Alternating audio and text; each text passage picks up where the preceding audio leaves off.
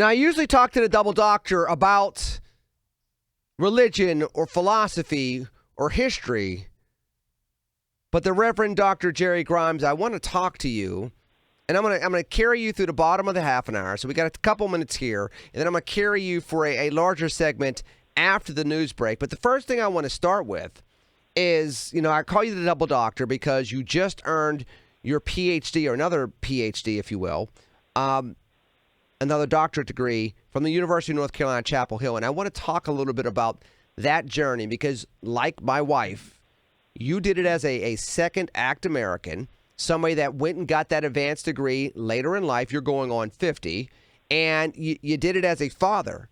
You did it as somebody that was also a professor. You did it as somebody that was also a minister.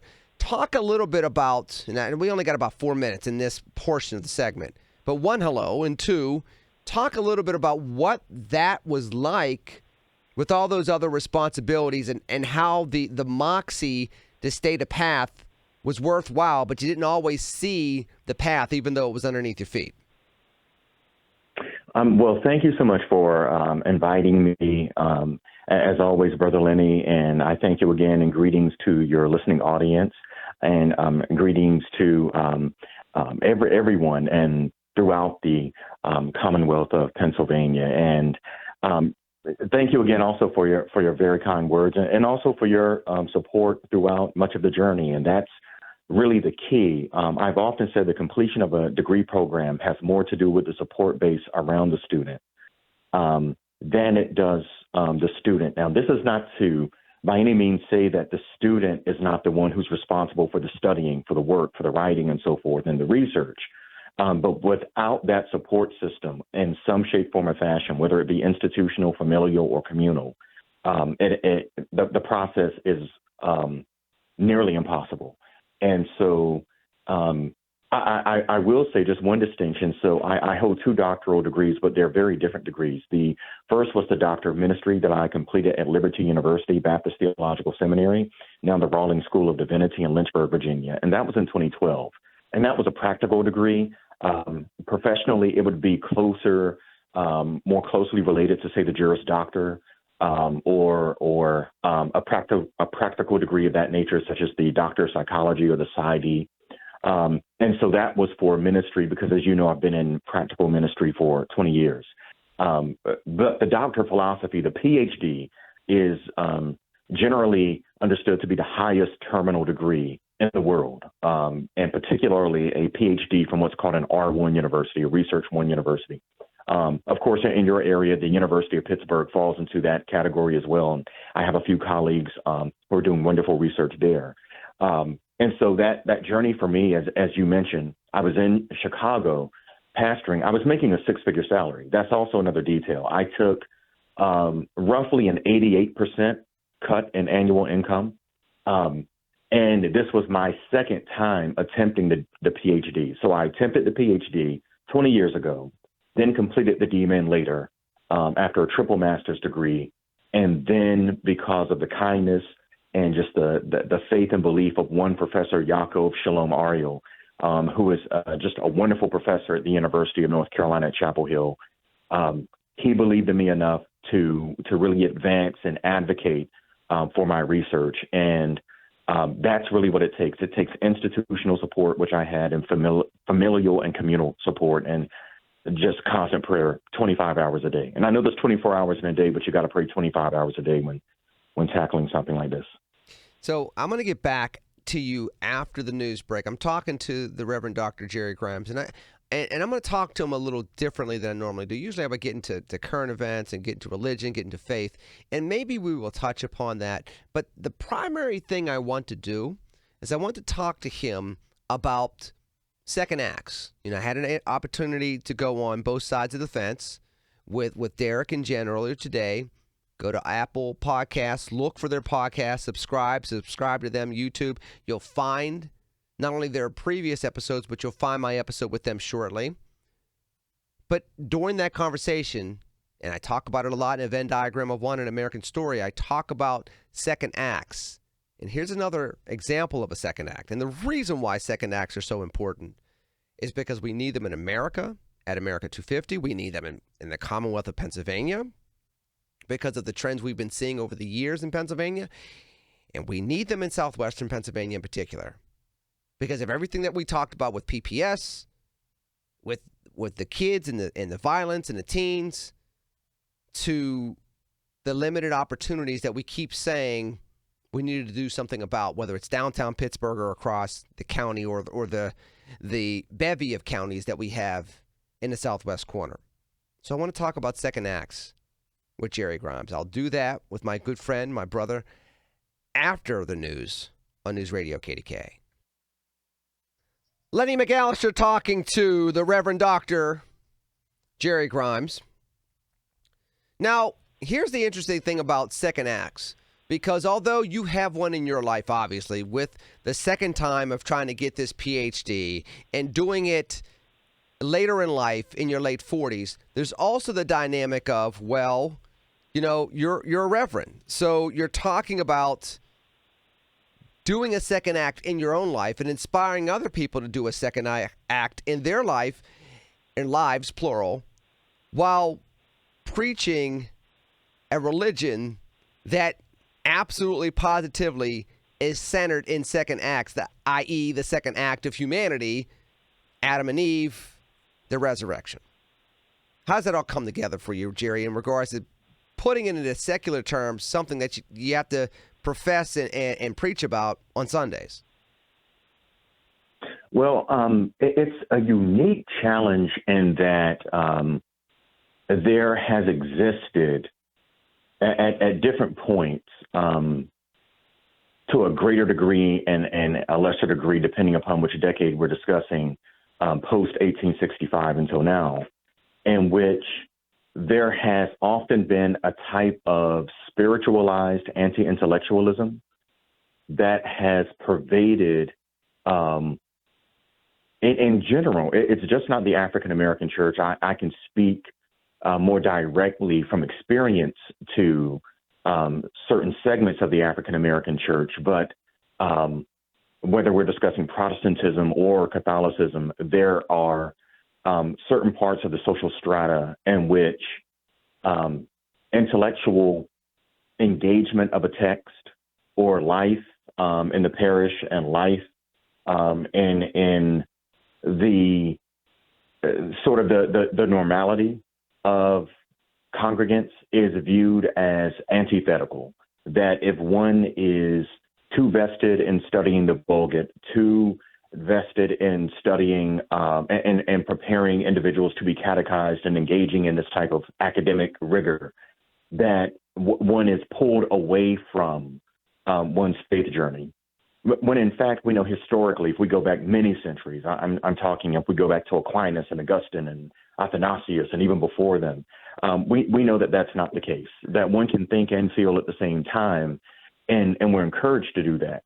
So that was a part of the challenge for about the first decade of what's now 2.5 decades, of conveying to laity that God is an intellectual, and that thinking is by no means antithetical to feeling and believing.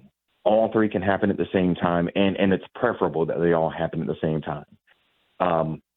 But that's been a particular challenge, as I said, post 1865, and then there was an uptick, a great uptick in the 1930s until the end of the 1960s during what was called the modernist fundamentalist controversy, where there came a great divide between sort of charismatic theology versus religious studies and academic rigor.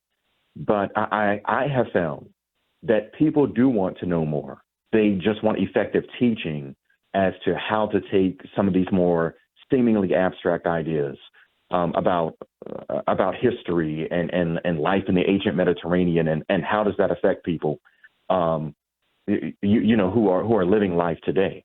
And so what really helped me the most was I never viewed my pursuit of my PhD as me pursuing a PhD.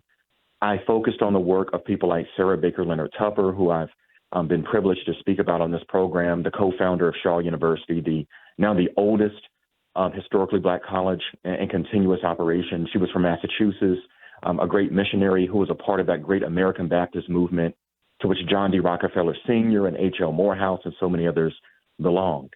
And I think when people can see those connections, it was their faith and their belief that Americans after the Civil War, regardless of how they came to be Americans, whether they had generationally had forms of freedom to varying degrees since 1776, or whether or not through emancipation they became citizens, but that Americans have a right to at least pursue their education, that there should be an understanding that if you're working and you're paying taxes and you're seeking this, that individuals who are in a position should be encouraged to create those opportunities, because in turn, I think we can agree Standard Oil was not hurt by helping to build an African-American middle class, many of whom had great product loyalty to the Rockefeller family, and for good reason, and also his legacy at Riverside Church and so forth.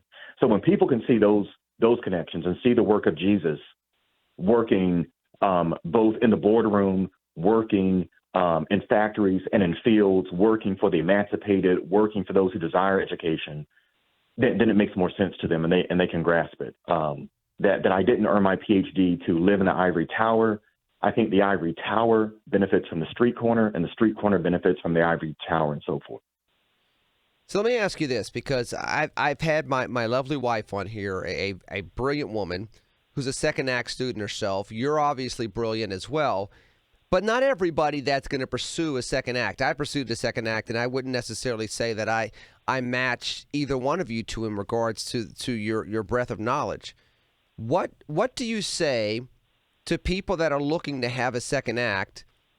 What do you say to them that says, hey, we're all going to share this common trait, whether you're getting a PhD in philosophy, you're going to study in the Galapagos, or you're just trying to, finish your degree in, history after many years being gone from school? Brother Lenny, interestingly enough, we divide and canonized the Bible into Old and New Testament. But for a very long time, for centuries, no one really saw it that way, understandably. The ancients viewed it as one story, with peaks and valleys and one story. And I think what helps a lot is to view the decisions that we make and the corridors that we enter. In your case, returning to Davidson, I would view that as a part of one long story. The journey to author your incredible forthcoming work, that's a part of one story. I see it all as one continuous line. Even for myself, I have to remind myself that the term Old and New Testament is still in vogue and still used, because in reading the text, particularly in reading it in its ancient languages, whether Hebrew for the Hebrew Bible and Greek for the Greek Testament, you see this continuous baseline. That's what I call it, that God has a baseline for our lives. And you can have all kinds of chord changes, key changes, different chord progressions, crescendos and decrescendos. A lot of things can happen, but the baseline is there. And I would go as far as to say to people, pray and meditate on your baseline. For me, my baseline was I wanted for myself to have a deeper understanding of what I believed, but also in such a way that for somebody else who may be wrestling or questioning and just involved in the messiness and complication that is life on earth, how can I convey these things to them in a way where it's not argumentative, but inviting, where I often say that the no question is too complicated for the eternal. And so that was always my larger goal, the larger story. And I think that helps a lot. Yes, we declared independence in 1776, but more so than most, being a historian yourself, that that just didn't happen. There was certainly a baseline. There was certainly, we can now look back on those events, and certainly the people at the time did not know how things would eventuate. However, there's a steady baseline. And so that's my strongest recommendation to say to people, what gave me the strength to go back to say, the world says 6-figure salary, comfortable life, this is what you're supposed to have. That's what the world says. And I tell people, look away from the world as much as you can. Look away from it. Look towards God and yourself. And the world may say, yeah, take the comfortable job in New York, as Sandy F. Ray said. That's what the world says. But then God says, no, there's a place for you in Nebraska. There's a place for you in Omaha. There's a place for you in a place where the world wouldn't say is shimmering with gold and the things that we should pursue. But that's where your joy is. And that's going to give you the strength to stay up, 18, 19, 20 hours to do what you have to do. That's going to motivate you or even get you to the point that you don't need motivation because you're on a mission. And a mission is bigger than motivation. It's bigger than a moment. So I would say if you had to ask yourself in one sentence, what is your mission? When you can write that down, then you say, then I'm going to accomplish that mission. How does one, and again, I'm talking to the double doctor, the Reverend Dr. Jerry Grimes. I told you he's my favorite pastor. Dr. Grimes, how do you tie a mission to something higher when you might get into the fold as one that's just trying to complete a mission? I mean, again, I will use my own story. I became a history major because that's the most amount of classes I had done at Davidson. I thought I was going to be poli-sci or maybe sociology. When I finally re-enrolled in Davidson, I looked and said, hey, this is the closest way of me getting my degree. I'm a history major. But then I've morphed into something different while pursuing that history degree. What would you say as a man of the cloth, but also a man that did this just recently, just at the beginning of this month? How do people take I'm only getting my degree in order to make more money or to complete my education, to go from that definition of mission to something greater that's going to provide more motivation and allow you to break the tape and get across the finish line? I would say to look beyond the immediate. Interestingly enough, just this morning, I was speaking with my congregation about Conrad Hilton and his courage to take out a loan for $300,000 shortly before the Great Depression so that he would not lose his holdings, with faith and belief that at some point that people would need hotels again. It's easy now for us to look back and say, well, of course he made the right decision. But at the time, living through it, between 1929 and 1945, for someone to dare to hold on to hotels when people could not afford bread, could not afford soup, because he had this belief that at some point things would get better. I've often heard this about President Reagan, that it took him so long to become president because the party had to catch up to him, as well as much of the world to a certain degree. And so what do you do during those times in which you're, waiting for others to catch up, so to speak? And I would say you keep looking towards the bigger thing that's beyond the immediate. In your case, I would say earning the degree from Davidson was not the completion of your journey. It was a part of the journey that you're still on. And so your baseline hasn't changed. But when you looked at the number of credits that you had, you said, okay, I see a chord change coming up here. So we're just going to, change with this chord here, just like improvisational jazz. We're going to change chords and then we're going to move right back. Okay, the time signature is going to change. Okay, we'll change here and then we'll move back. But your ultimate goal of wanting to serve people, and your goal of caring about people and being active in your community and wanting to do that in the most effective way and in the most massive way possible has always been there. Dr. Grimes, how did you take your second act and allow it to redefine you to be a new person? Because that's the other thing people are challenging. And I know you had to go through it, and you're better at it than most, but you still had to consciously say, this second act of getting this PhD at this age with a daughter, with a church that I am the shepherd for, as a professor with kids that look up to you, how do I do this while also morphing my identity in a way that both matches this second act academically, but also this second act culturally, this second act from a family standpoint, this second act from a community standpoint? How did you bridge those together, and what advice would you give people as they're looking at that challenge as well?